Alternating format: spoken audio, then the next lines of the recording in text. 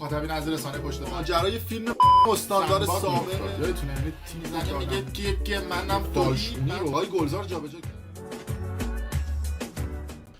درود به مخاطبین عزیز، بنده امین فردین به همراه تیمم بار دیگه با یک برنامه پشت پرده دیگه با شما هستم. امیدوارم که هر کجا این کره خاکی که هستید و صدا و تصویر من رو می‌بینید و میشنوید حال دلتون خوب باشه. بیشک جنجالی ترین و پرمخاطب ترین و پربحث ترین خبری که این روزها میشه راجبش صحبت کرد و راجب پشت پرده‌اش صحبت کرد ماجرای بازگشت امیرحسین مقصودلو یا همون تتلو به ایران هستش و بسیاری از افراد، چه طرفدارانش چه مخالفانش و کسانی که توی فضای مجازی این اخبار رو دنبال میکنن، به دنبال جزئیات بیشتر از ماجرای بازگشت تتلو به ایران هستن و اینکه الان دقیقاً کجا هستش، چه آینده‌ای رو خواهد داشت، آیا تتلو اعدام میشه یا نمیشه، که ما در برنامه پشت پرده تقریباً 2-3 هفته هستش که داریم به این موضوع میپردازیم، از زوایای مختلف داریم بررسیش میکنیم، چون چالش تتلو و موزل تتلو موزل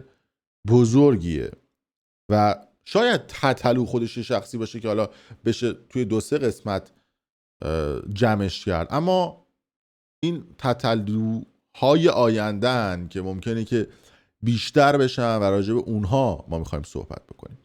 و فقط هم براتون یه فکت میارم که همون فکت بزرگی این اتفاق رو براتون اثبات خواهد کرد. بعد از انقلاب ایران تنها کسی که تونست مچ داریوش و ابی و گوگوش و سایر بزرگان پیشکسوت موسیقی ایران رو بخوابونه و تونست در حد اونها باشه و کنسرتایی رو بذاره بالای 7-8 هزار نفر، تنها تتلو بود. شاید میشه به شادمهر عقیلی هم اشاره بکنیم، اما به هر حال امیر تتلو کسی بود که در بین پیشکسوتان موسیقی ایران با اون حجم آدمی که اومدن تو کنسرتش، شما نمیتونید این عدد رو کتمان بکنید. هر چقدر امیر تتلو علاوه شخصیتی، رفتاری، اینکه دخترها رو بی‌ناموسی میکرده، بددهنی میکرده، توهین به زنا میکرده رو بذاریم کنار، اما این یک رکوردیه که برای تتلو ثبت شده، هیچ کسی هم نمیتونه پاکش بکنه. پس این نشون میده که تتلو از بعد جذب مخاطب برای کنسرتاش یک رکورد داره. پس موزل تتلو و موضوع تتلو موضوع بزرگیه که باید راجبش صحبت بشه. اما قبل از اینکه حالا من راجب آخرین خبرهایی که به دستمون رسیده که وضعیت پرونده تتلو به کجا رسیده صحبت بکنیم، لطفا کنید اگر کانال یوتیوب برنامه پشت پرده رو سابسکرایب نکردید، دکمه قرمز رنگ این پایین هست، حالا تو آپدیت جدید شده سفید رنگ، سابسکرایب بکنید. اگه حال کردید هم یعنی یه لایک ریز بزنید، جای دور نمیره. حتما کامنت بذارید، من میبینم بیش از 3-4 هزار تا کامنت برام من میاد با نظرات مختلف، حالا بحث‌های مختلفی که دوستان میکنن و همه کامنت ها رو میخونم و خیلی هم نوت برمیدارم که بتونم در طول ویدیوهای مختلف راجبش صحبت بکنم. آخرین خبرهایی که شنیدیم این هستش که تتلو به احتمال زیاد با قید وثیقه از زندان به زودی آزاد بشه. شاید این خبر عجیب و غریب باشه، اما با چند تا فکت و دلیل میشه این خبر رو به یقین رسوند. اول اینکه تتلو به دلیل اینکه به حال معتاد بود، مصرف مواد داشت و به حال به شدت هم مواد مصرف میکرد، گل و حالا چیزای دیگه که تو چای حل میکردن، به محض اینکه از غرب شمال غربی ایران، از مرز بازرگان منتقلش کردن به تهران، متاسفانه حالش بد شده بود و چند ساعتی رو در بیمارستان بود. بهش حالا نمیدونم معمولا مورفین میزنن چی میزنن بهشون، زده بودن که بتونه حالش بهتر بشه و اون چیزی که مشخص هستش گویا دارن به زندان اوین منتقلش میکنن. در عین ناباوری معمولا این افراد رو وقتی نگه میدارن یه 20 روزی نگرشون میدارن و حالا یه مدتی که توی قرنطینه هستن، بعد از اون بازجویی میشن، دور از دسترس وکیل و کسای دیگه که نتونن قانون رو دور بزنن و حالا کاری که انجام دادن و اصطلاحاً اتهاماتی که بهشون وارد شده رو بخوان ماستمالی بکنن. اما ما در این حال شنیدیم که تتلو داره مقدمات اولیش برای رفتن به زندان اوین فراهم میشه و پیش بینی همین بوده که به زودی احتمالاً میاد جلوی دوربین، یه پیامی رو برای مردم داره، خودش آدم پشیمونی معرفی میکنه، آدمی که راه درست رو پیدا کرده و طرفداراشو به آرامش دعوت میکنه، چیزی که اون حکومت و سیستم میخواد و میگه که به زودی اون چیزی که قانون بگه رو من عمل میکنم و منو ببخشید در این صحبت ها و کرکوپرش هم میریزه از اون دستگاه اطلاعاتی که وجود داره. اما مهم اینه که تتلو اون لحظه داره با یه خودکار دربسته مینویسه و به حال اون چیزیو که اونها گفتن رو داره میگه و اون چیزی که مد نظر خودشه اصطلاحاً نیست که بخواد بیاد بیان بکنه. اما اون چیزی که مشخص هستش به حال تتلو یه مقداری شاکی‌های خصوصی داره و شاکی‌های دولتی. شاید براتون سوال باشه که شاکی‌های خصوصی کیا هستن؟ به دلیل اینکه تتلو سایت‌های شرط بندی رو اصطلاحاً تبلیغ کرده بوده ولی به مدت کوتاهی و بعد از اون حالت ابراز ندامت و پشیمونی کرده که باز این هم میتونه براش پوینت مثبت باشه در روند پروندهش. اما خب خیلی‌ها بودن رفتن توی این سایت این آدم بازی کردن، سایت‌های شرط بندی و قمار هم که میدونید همشون کلاهبردار رو دزدن و با دزدی به این چیزا رسیدن. یه مش فاضلا به مجازی هم اینا رو تبلیغ کردن که اونا اصلا بحثشون جداست. یه پرونده توی ایران هست که مخصوص سایت‌های شرط بندیه و مخصوص کسایی که رفتن توی این سایت‌ها بازی کردن و مال باختن. هر کسی که این سایت ها رو تبلیغ کرده باشه، حالا چه یه روز، چه یک ماه، چه یک سال، چه 10 سال، اگر بره ایران و بگیرنش این پرونده رو قشنگ شیفت میکنن شاکی ها رو سمت اون. یعنی اگه 800 تا این پرونده شاکی داشته باشه 800 تا رو اتوماتیک وار به اونم نسبت میدن و یه سری جرم ها رو هم میندازن گردن اون آدم. سیستمی که از پشت کثیفه و سیستمی که داره این سایت ها رو راه میندازه و با یه سری از افراد حکومتی در ارتباطه رو کاری ندارن. اونایی که تبلیغ میکنن و کار دارن، اینم در همه جای جهان قفله. ولی خب به هر حال این پرونده وجود داره و باید تعیین تکلیف بشه. پرونده تبلیغ ارزهای تتل کوین و چیزهای مختلف هم هست که احتمالاً اون زیاد شاکی نداشته باشه، چون تا جایی که من میدونم زیاد مال باخته نداشتن اونایی که حالا خریداری کردن یا پولشون رو پس گرفتن یا ارزهای دیگر رو دریافت کردن. آخرین خبری که من داشتم، ولی اگه شاکی هستید و پولتون رو خوردن میتونید این زیر کامنت بذارید که بعید میدونم حالا کسی باشه و سند و مدرکی داشته باشه. موضوع بعدیش هم تهمتی بوده که حالا به مقام ها و سران زده بوده، به افراد مختلف زده بوده یا توهین هایی بوده که کرده بوده که اون حالا زیاد جرمش مشخص هست که زیاد نیست، چون ما نمونه بارز این رفتار رو میتونیم وحید خزایی اشاره بکنیم یا میلاد حاتمی، دو تا ترکیه نشینی که برگشتن ایران. حالا نمیتونیم تتلو رو با اونها مقایسه بکنیم، اما داریم راجع به میزان جرم صحبت میکنیم، راجع به هنر و جایگاه هنری آدما صحبت نمیکنیم. چون من میام اسم افرادو میذارم کنار هم دیگه، مثلا توماجو میگن آقا توماجو که سطح تفکر چقدر پایین. ما داریم راجع به میزان و اندازه جرم صحبت میکنیم. ممکنه یه جرمی رو ترامپ انجام داده باشه، عباس باتری ساز و خوتن سبزی فروش رو نمیدونم عمو جانی از توابع هامبورگ هم انجام داده باشن. خب میزان جرم مهمه که چطوریه. تتلو چون یاد میگن که آره برای میلاد حاتمی چرا اعدام اومد، برای خزایی چرا اعدام نیامد، برای تتلو ممکنه که اعدام بیاد. ببینید میلاد حاتمی سایت شرط بندی تبلیغ کرد، یه سری فعالیت ها رو هم توی فضای مجازی انجام داد، اما اومد جوانها رو تشویق به یک چالش کرد، یعنی تشویق به فحشا کرد، یعنی چالش گذاشت اصطلاحاً. چون وقتی که یه چالش میذاری، یک کاری رو انجام میدی، عمل فیزیکی انجام میدی، یعنی جامعه رو داری به یه سمت هدایت میکنی که به سمت فساد و فحشا حرکت بکنه. یه آدم سیاسی ممکنه 4 تا پست سیاسی بذاره، 4 تا مطلب سیاسی بذاره، عکس نمیدونم خامنه‌ای رو بذاره، 4 تا فوش زیرش بنویسه، ابراهیم رئیسی. اینا یه جرمای مشخص هستن و یه اصطلاحاً مدت زندان یا مدت جریمه را هم خواهند داشت. ولی وقتی شما میای به عنوان آدم سیاسی یه فراخوانی میدی برای انقلاب اونا میگن که خب این حرکتش تهاجمی بوده، یعنی هدایت جامعه بوده، اون دیگه جرمش فرق میکنه.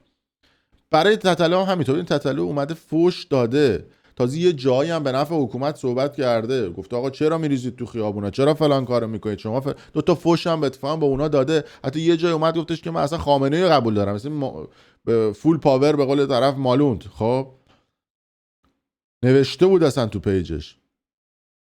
وقتی که این کار رو میخواد انجام بده جرمش به حال کمتره و مثل میلاد حاتمی نیست که آره بگن اعدامش میکنه. میشه یه چیزی تو مایه‌های وحید خزایی دیگه، هم دختربازی کرد هم این کارا رو کرد، حالا بعدش یه سری بی‌ناموسی انجام داد که حالا اونا که خودشون شاکی ان. من شنیدم که با توجه به این اتفاقاتی هم که افتاده چند تاشون رفته بودن رضایت داده بودن و گفته بودن که حالا ما تتلو رو میبخشیم بابت این کارهایی که کرده بوده. به حال خودش داره میره ایران و میاد، خودش داره میره ایران، حالا میادش هم معلوم نیست که میاد. تو ایران خودشون دیگه میدونن چیکار بکنن برای تتلو. اما نکته که وجود داره این هستش که گفتن که تتلو رو اگه منتقلش کنن به زندان اوین احتمالاً براش وثیقه ببرن و با پابند بیاد بیرون، چون دیگه کسی که میخواست بیاد اگه از زندان بیاد بیرون معمولا میاد بیرون و وثیقه میبرن که فرار نکنه. اینکه دیگه با خودش برگشته ایران دیگه نیازی نداره فرار کنه بره اونور آب که هست دیگه تو اونجا. دیگه میخواست فرار کنه همون ترکیه میرفت دیگه، اسکل که نبود خوشو به تحویل بده که حالا یا بخواد این کار رو انجام بده. چون 2 شایبه هم بود دیگه، اینکه خودش رو برگردون یا برگردون نشه. در صورت اون پتانسیلش رو داشت که اصلا بره تو اروپا و اقامت کشور اروپایی رو بگیره، ولی برگشت ایران و چیزهای مختلف. و شنیدم که به خاطر اینکه وگان هم هستش فقط خرما میخوره و حالا چند تا چیز دیگه، به خاطر اینکه غذای گوشتی نمیخوره و با توجه به کاراکتری که از تتلو هستش احتمالی که هر چقدر زودتر این آدمو بیارن بیرون وجود داره. چون اتفاقی که برای تتلو بیفته توی زندان یعنی به خاطر طرفداران هیجانی که تتلو داره عملا نمیتونن فضای مجازی رو دیگه بعد از اتفاقاتی که برای تتلو بیفته کنترل، مدیریت و هدایت بکنن. یعنی تتلو آتیشیه که به همین راحتی خاموش نمیشه برای اون سیستم و اون سیستم هم خیلی خوب این قضیه رو میدونه و باهوش اصطلاح خودمون که جریان ها و فضای مجازی رو میدونه که چجوری باید مدیریت و کنترل بکنه. موضوع بعدی که حالا چالش هم شده بود و من آخرین خبری بود که شنیده بودم، در حال حاضر خونه و اون ویلای لاکچری تتلو هستش که تو ترکیه باقی مونده. تتلو در بدترین حالت ممکن نزدیک $200,000 وسیله تو اون خونه داره. ارزش ریالی اون خونه‌ای که اینا اومدن اجاره کردن بالای 150,000-200,000 $. به حال یه سری وسیله شخصی تتلو بوده، یه سری نمیدونم ابزاراش بوده، میز بیلیاردش بوده، صندلی ماساژش بوده، نمیدونم سیستمای صوتیش بوده، وسایلش بوده. خب اینا وسایلش تتلوه. اما این وسط خب به حال چند تا برنامه‌گذار هم بودن که برای تتلو برنامه گذاشتن و قرار بوده برای تتلو کنسرت بذارن، پول داده بودن به تتلو بابت اون ویلا و بابت دستمزد تتلو. حالا که تتلو رفته ایران عملا اینا دیگه پولشون پوچ شده دیگه، پودر هم شده رفته هوا، مگر اینکه شکایت ثبت بکنن برای تتلو که اگر تتلو زمانی از زندان اومد بیرون و زمانی از ایران اومد بیرون بتونن یقش بکنن اون پول رو بگیرن. حالا میشه 1 سال، 5 سال، 10 سال یا 20 سال دیگه معلوم نیست. اما به حال اون خونه هم باید مدیریت بشه. اون چیزی که من میدونم احتمالاً علی صلاحپور به عنوان مدیر برنامه‌های تتلو باید این وضعیت رو مدیریت بکنه و حالا وسایل شخصی تتلو احتمالاً برگرده ایران و بقیه وسایلش هم احتمالاً تکلیفش مشخص میشه. من تا جایی هم که شنیدم تتلو احتمالاً یه 7-8 روزی رو در قرنطینه باشه. بعدش هم اگر بخوام منتقلش بکنم به زندان اوین ملاقاتی رو خواهد داشت با خانوادهش، با خواهرش و مادرش و حالا خواهرش هم گفته بوده که خبرهای خوبی هست، احتمالاً بهشون که یه خبری مثبتی رو دادن در خصوص تتلو و گفتن که همکاری‌های لازم رو قراری که با تتلو انجام بدن. به هر حال تتلو آدم دست و پا بسته توی ایران نیست. اگر با کانکشن رفته باشه ایران و با لابی رفته باشه ایران به این زودی ها و به راحتی بیرون میاد تا دادگاهش تشکیل بشه و دادگاهش به سرانجام برسه. این نکاتی بود که بعد من راجع به تتلو میگفتم و اگر خبر جدیدی در خصوص تتلو به دست ما برسه من همین الانم دارم باتون صحبت میکنم بهتون بگم که اگه خبر جدید اومد شد دارم اینجا گروه رو نگاه میکنم که اگه خبری باشه بهتون بگم. حالا جالبه که یه عده میگفتن که تتلو رو قراره که امروز به زندان اوین منتقل میکنن و دیگه فکر کنم که بازجویی‌ها یا چیزهای مختلفش رو هم انجام دادن با این سرعت و قدرت و شدت. این هم در راه خودش جالب. روزنامه جمهوری اسلامی هم جالبه، یه تیتری رو امروز زده بود، اینم حالا راجعش میتونیم صحبت بکنیم، بحثش شد الان. گفته که میخواستم با بزرگنمایی سیمانکن و تتلو فساد چای دبش رو پنهان بکنن و گفته که خطبه های نماز جمعه هم دبش نبود. آره این هم یه موزلیه که خیلی ها دارن راجبش صحبت میکنن که تتلو و ماجرای بازگشت تتلو به ایران و بازگشت آهنگساسی، این دوتا موضوع بوده که میخواستن اینا رو تو جامعه وایرال بکنن و خبرش رو توی جامعه پخش بکنن که ماجرای فساد چای دبش رسانه‌ای نشه. اما ما در رسانه پشت پرده یه مقداری اومدیم زرنگی کردیم، یعنی لابلای خبری که تتلو تاپ شد و اومد بالا، لابلاش خبر فساد چای دبش رو گفتیم. حالا تو وسط خبرمون که این قضیه هم وایرال بشه و مردم بدونن که چه کلاهی رو دارن اون افراد سر مردم میذارن، ارز دولتی میگیرن و به خاطر همین دیگه انقدر دل و دزدی میکنن بودجه مملکت کم میشه. و نتیجه چی میشه؟ میگن آقا تحریم ها باعث تورم شده. نمیگن این دزدی ها و اختلاس های ما باعث تورم شده و باعث این همه اتفاقات شده. میگن که آره نمیدونم این تحریم کرد، اون ما رو تحریم کرد و ما اصطلاحاً تو جامعهمون تورم ایجاد شد. در صورت مرسی که تا این لحظه با ما بودید. من اگه خبر جدید حتما به دستم رسید براتون رسانه‌ای میکنم. حتما کانال پشت پرده رو سابسکرایب کنید، زنگوله رو بزنید که اگر خبر اومد براتون نوتیفیکیشن بشه و دمتون گرم که ویدیوهای ما رو برای دوستان خودتون به اشتراک میذارید. خیلی مخلصیم.